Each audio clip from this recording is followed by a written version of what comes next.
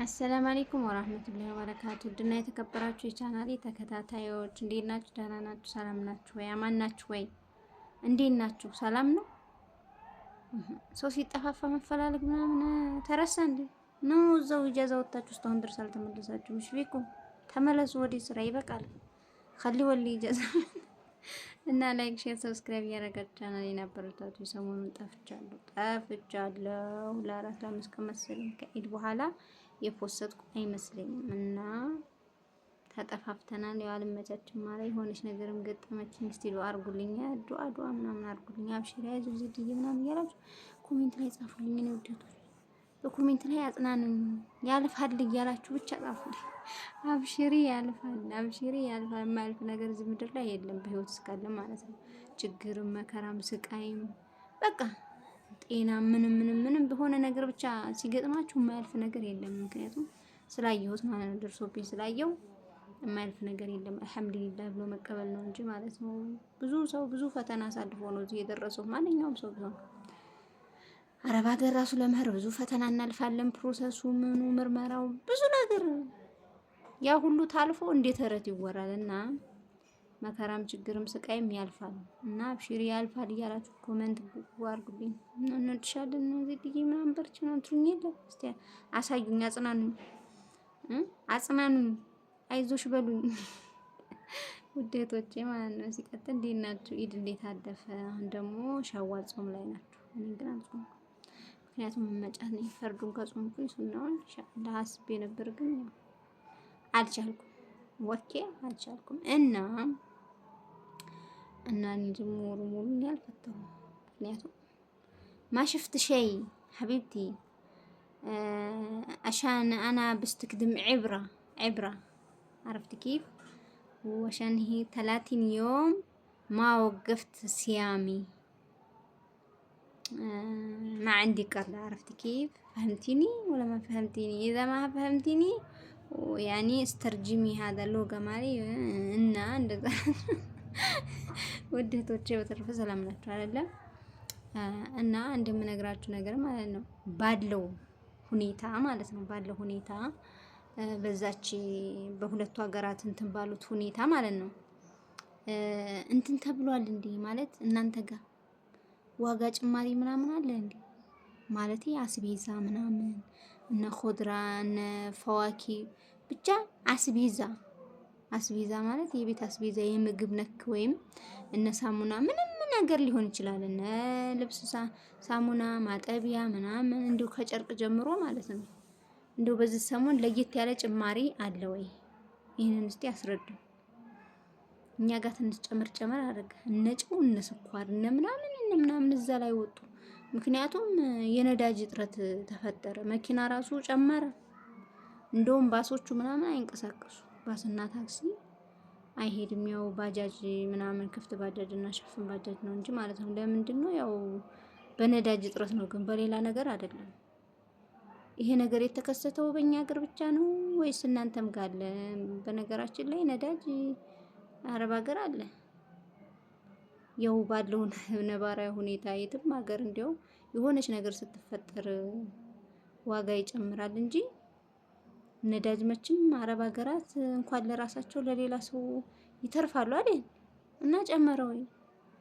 እኛ ጋር ትንሽ ደንገጥ አደረገን፣ ግን ለሰሞኑ ነው ግርግር ምናምን ስለሆነ ያው ጨመር ይላል እንጂ ተመልሶ ይስተካከላል። ተመልሶ ለሚስተካከል ነገር ደግሞ ያን ያክል ጭማሪ ግን አያስፈልግም ነበረ። ግን ያው ሰው ያም ያለ ይህ በልቶ ማደሩ አይቀርም። ተወደደም አልተወደደም ያው ነው፣ በልቶ ማደር ያለ ነው። ግን ጫው ጨመረ። በተለይ አሻዋ 1 ኪሎ 100 ምናምን ብር ሊሆን ይችላል ደግሞ ከወግድ ወጣ ስንል ማለት ነው። እና እንደዛ ሆኖ ነው የኔ ወደቶች።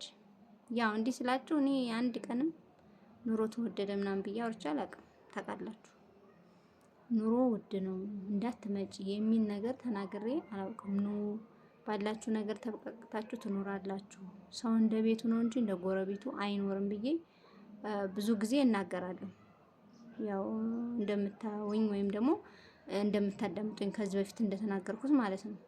አሁን ላይ ደግሞ የጨመረው ያኔ በዚህ በጨመረበት ይቀጥላል ማለት አይደለም። የሀገሮች ሰላም ሲረጋጋ ነዳጅም እንደልብ ሲሆን ሁሉም ነገር ዋጋው ባለበት ይስተካከላል ማለት ነው። ግን አሁን የውጮቹ መጣላትና የነዳጅ መጨመር ነው ይሄንን ችግር ያመጣው ማለት ነው። እና ባለበት ነገር ይረጋል። እናንተ ጋር ግን በያላችሁበት ሀገር እነዚህ በሁለት ሀገሮች ትርምስ ምክንያት የጨመረ ነገር አለ ወይስ እንዴት? እና ደግሞ ማለት ነው ውዴቶቼ አብዛኞቻቸው ልጆች ያሏችሁ ናችሁ እንደኔ ማለት ነው። ልጆቻችሁን በስንት ወራቸው ነው ምግብ ያስለመዳችሁ? ማለት ሳይንሱ የሚለው ከ6 ወር በኋላ ነው።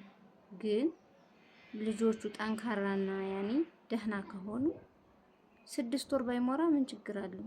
አሁን እኔ ብዙ ጊዜ ወተት የለኝም እና ልጅቱን በራብ ትሰቃያለች። የላም ወተት እንትን ለማለት ከ6 ወር በኋላ ነው ይባላል። የቆርቆሮውን ወተት ደግሞ ያው ሰው እንዲያሙ ነው አይደል? ማለት እሱን ከለመዱ አስቸጋሪ ነው እሱ ነው ይላሉ። የላሚቱን ወተት አይጠጡም ሲሉ ሰምቻለሁ። እና የግዴታ 3 ወር ባይሞላ ምን ችግር አለው? ልጆቻችሁን በስንት ወራቸው ነው ምግብ ወይም ደግሞ የሆነ ድንችና ካሮት ምናምን እየቀቀላችሁ እየፈጫችሁ ማብላት ያስለመዳችሁት በስንት ወራችሁ ነው? ግዴታ 6 ወር መጠበቅ አለው ማለት ይሄ ልጠይቅ የቻልኩት ማለት ነው። የሁላችሁም ለልጆቻችሁ ምግብ ያስጀመራችሁበት ወራት ስለሚለያይ ነው። እና እኔ አሁን 4 ወር ማለት 5 ወር ሊሞላት የተወሰነ ወይ 10 ቀን ወይ 11 ቀን ምናምን ነው እንደዛ ነገር ነው የሚቀራት። አሁን ብትጀምር ምን ትሆናለች ማለት በጤናዋ ላይ ምንም ያመጣው ነገር አለ? ሁላችሁንም የጠየኩት የሁላችሁም አንድ አይነት ላይሆን ይችላል። አብዛኛው ሰው አስለምጃት አስሞክሪያት ምናምን ይለኛል። እኔ ግን ለማስሞከር 6ኛ ወሬን እየጠበቅኩ ነው። ግን እየራባት ነው ልጅ። ምክንያቱም ብዙ እንትን የለኝም ለምን እንደሆነ አይገባኝም። እና ይሄን እስቲ ውዶች እስቲ በኮሜንት ነገር ችግር አለው በጤናዋ ላይ የሚያመጣው ችግር አለ?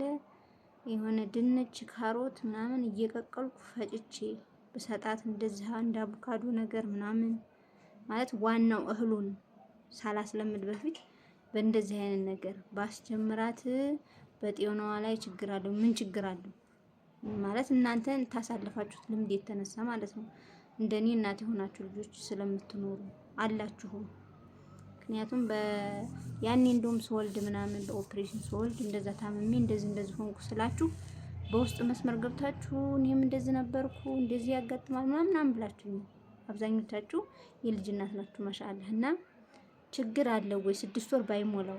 ምክንያቱም ልጄ የራባት ነው በእውነት እንዴም በወጣትም ተሸግራ እና ችግር አለው ወይ በጤናዋ ላይ ችግር የማያመጣ ከሆነ ምግብ ከነገ ጀምሮ ድንችን እየቀቀልኩ ካሮቴ ጋራ እየቀቀልኩ ፈጭቼ እንችላታለሁ። ምን በወጣት የምትንገበገበው በራብዋ ደግሞ እኔ ልንገብገብላት እና ይሄንን እስኪ አብራሩልኝ ወደ እህቶቼ። በተረፈ በሌላ ቪዲዮ እስከምንገናኝ ወሰላም አለይኩም ወራህመቱላሂ ወበረካቱ።